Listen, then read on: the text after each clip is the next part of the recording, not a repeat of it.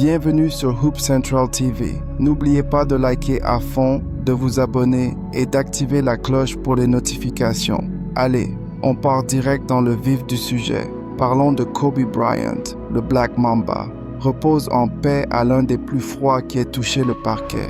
Kobe n'était pas juste un joueur, c'était un gars plein d'énergie. Cette mentalité de tueur, cette hargne, cette obsession d'être le meilleur, c'est ce qui le distinguait des autres.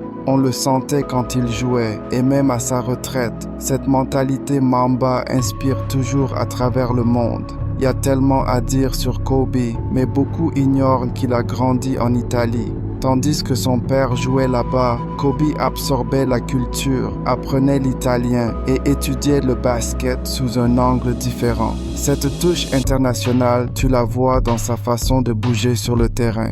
Du jeu de pied, de la finesse, tout était travaillé. C'était pas juste un talent naturel, c'était des années de travail et d'études.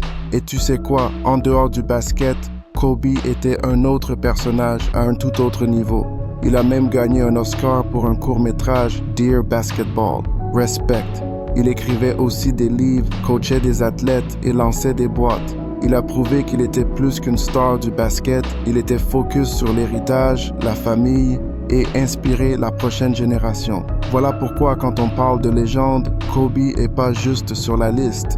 Et un truc que vous savez sûrement pas, surtout si t'es né après les années 90, c'est que Kobe voulait rapper avant que la NBA le rende célèbre.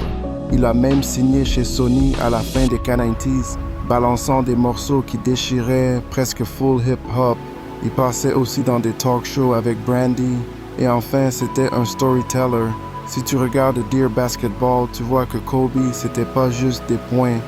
Il était aussi tourné vers la créativité, la culture, l'héritage et bien plus encore. C'est pour ça que le Black Mamba vivra toujours dans nos mémoires. Dites-moi en commentaire si vous saviez tout ça, notamment qu'il parlait italien. Il a grandi en Italie, plongé dans la culture locale. Et pas seulement ça, il parlait aussi espagnol, un peu de serbe et même un peu de français, juste pour insulter ses adversaires dans leur propre langue. Là, c'est un vrai badass, tu vois.